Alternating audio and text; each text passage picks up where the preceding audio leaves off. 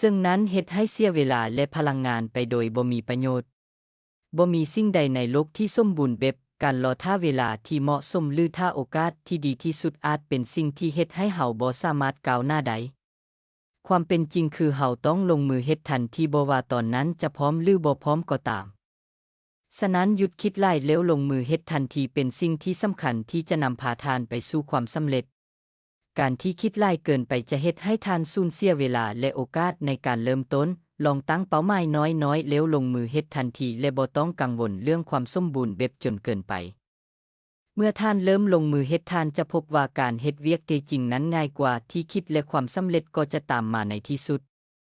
ซึ่งต่อไปนี้ค่อยจะเว้าถึงวิธีหยุดคิดร้ายแล้วลงมือเฮ็ดทันทีมีดังต่อไปนี้วิธีที่1จัดระเบียบความคิดที่วุ่นวายและซับซ้อนนั้นเฮ็ดให้เฮาลังเล